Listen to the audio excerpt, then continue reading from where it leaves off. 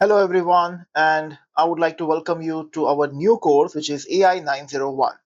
I'm sure you have gone through the introduction video of this particular course, and this is the time we are going to start our first module.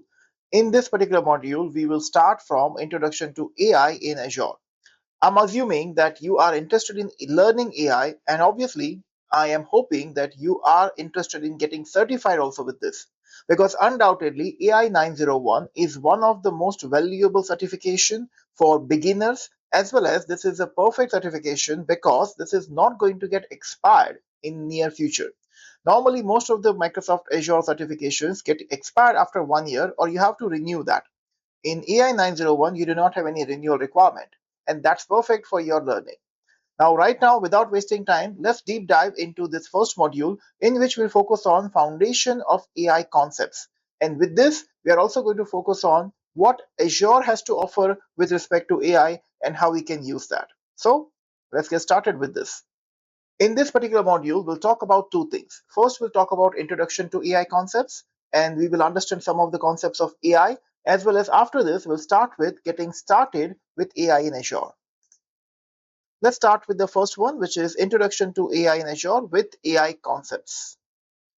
Remember, for this particular course, there are official Microsoft Learning paths which are available. And in order to get associated with that, you can just check out this link, which is visible on this particular screen. So you can just check this link, which is aka.ms/mslearn AI concepts.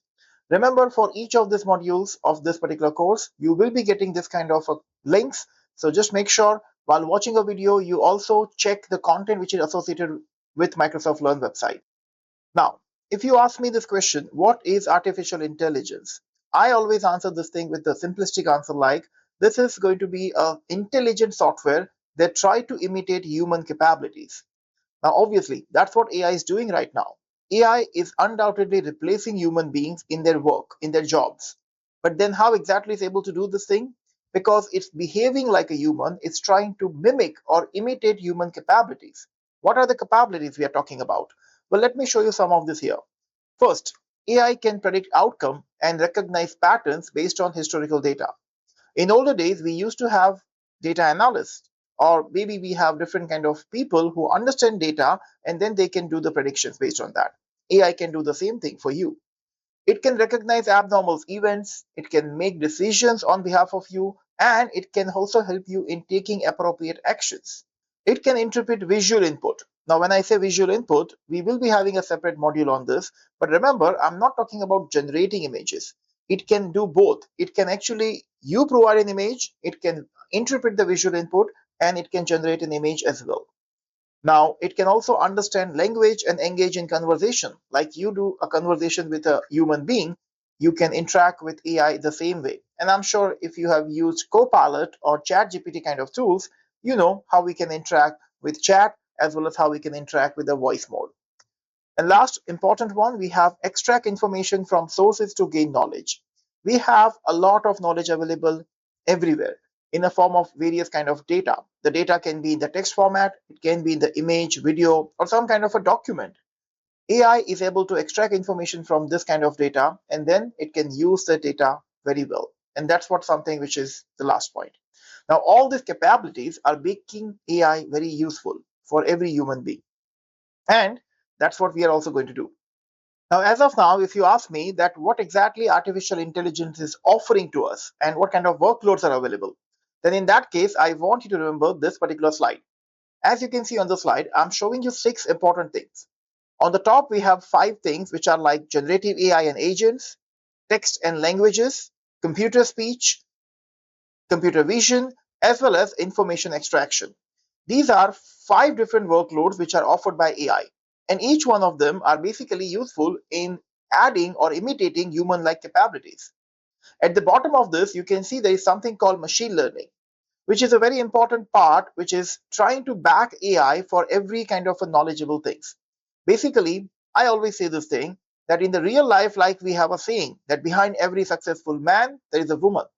Same way, in AI world, behind every successful AI, there is a machine learning model.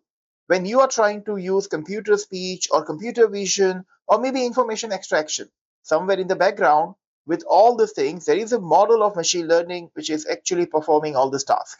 Same way, this is equally applicable in natural language conversation with text or voice, as well as in generative AI and agents. Everywhere, your models, or what formerly known as large language models, are equally important and is backing up all these things in the background. Now, if you focus on any particular real life domain where we will be able to use AI efficiently, then you can focus on different businesses like healthcare, or maybe you're focusing on real estate, or maybe you're focusing on travel. In all of these cases, AI is actually useful, and it's also helping you in different domains like educational things, or maybe manufacturing as well. In all of these cases, different workloads are going to be applied, and different workloads are going to be helping you in doing many particular tasks using AI. Now, before you actually learn AI, before you use AI, or before you develop something by your own using AI, you have to understand the 6 different principles very quickly. Now, you can see right now, this is showing you principles of responsible AI. And Microsoft and other companies are also taking responsible AI very strictly and seriously. As you can see right now, there are 6 different principles of AI which are very important to understand. Now, no matter which kind of AI capability you're using, or whether you're using machine learning, you have to understand one thing, that as of now, you have to use AI responsibly. Now, when I say responsibly, every organization, every government, every country is actually focusing on one simple thing, that AI should not be misused. And when we talk about misuse of AI, there are so many cases in which AI was actually misused, or it was generated some kind of a wrong information with that. And that's the reason, before using AI, you have to make sure that you're using AI responsibly by following 6 different principles of responsible AI. Now, as you can see on my screen right now, there are 6 principles of responsible AI which are highlighted here. And each one of them is very important, which you always have to keep in mind if you're using AI or if you're developing something with AI. The first principle which I would like to discuss is fairness. Now, fairness is talking about that whatever AI based system which you are using, or whatever model of machine learning which you have generated, it should not have any biased data associated with that, because your biased data can affect the result of AI, which can create a problem. For example, let's say you have a loan approval model which discriminates by gender due to bias in the data with which it was trained. So let's say you have created this kind of a model which is having 90% of the data with the gender male, let's say, and only 10% is actually female. When you have this kind of a data, when someone is applying for a loan based on the gender which is female, there are high chances it will reject that loan. And this kind of a bias result is something which is not good for the AI system. So you have to take care of the fairness. Second thing is reliability and safety, which is very common. Your AI system should be reliable, and all the safety measurement, safety check has to be done before you actually give that AI system to the end users. Because any errors in that AI system can cause a harm to a human being. For example, an autonomous vehicle which experience a system failure, and then because of that it is causing a collision. If that kind of thing happens, it's going to harm a human being, which is dangerous. The third responsible AI principle is privacy and security. Now, obviously, privacy is very important for certain countries, for certain states in the United States as well. And then there are certain laws also which are defined for the privacy of the data. Now, because privacy is very important, let's say you are developing an AI system like a medical diagnostic agent, and that is trained using some sensitive patient data which is stored insecurely. If that kind of thing happens, a sensitive patient information is going to be leaked, and then maybe it's going to be misused as well. That's the reason privacy of the data is something which is very important. You have to make sure you take all the measures to make sure your private data should not be leaked or should not be misused. Next, inclusiveness, which is one of the interesting AI principle. Now, there are chances when you develop a AI solution that may or may not work for everyone. If that kind of cases are there, you have to make sure that you try to include everyone, and it should empower every user. Now, when I see this thing, let me give you an example to simplify this. For example, let's say you have a predictive app which provides no audio output for visually impaired user. If that kind of thing is there, how a visually impaired user is going to be able to use it if there is no audio output? So you have to make sure that your application is taking care of inclusiveness and is going to work for everyone. Next, transparency. Now, whenever you are developing an AI system, most of the time AI systems will be complex. And if you have a complex AI system, and if you want that your users should trust the complex AI system, then it should be simplified as well as it should be transparent. And you have to be very crystal clear about that, that it is based on what kind of a data. For example, let's say you have created an AI-based financial tool, which is making an investment recommendations. If that kind of thing is there, then you have to make sure that every user who's using that AI financial tool should understand that what are this based on. Then only they are going to trust the system, and then only they'll be able to use it freely. Now, if you are following all 5 responsible AI principles, still there are chances something can go wrong. I'm sure if you have used Copilot, ChatGPT, Gemini, or any other generative AI tools, you know the thing that in all these tools it is mentioned as a warning that AI can make mistake. And if AI is going to make mistake, who's responsible for that? So basically, the last responsible AI principle is talking about accountability, which is basically saying that who's liable for AI driven decision. If AI can predict for you, if AI can take decisions for you, and suppose if giving you some wrong decision or wrong information, then who's liable for that? Who will be accountable for that? Let me give you an example of that as well. Let's say an innocent person is convicted of a crime based on an evidence from facial recognition. If that kind of thing happens, who's responsible for that? A developer who has developed that application, a company who has published it, or maybe a government who allowed that?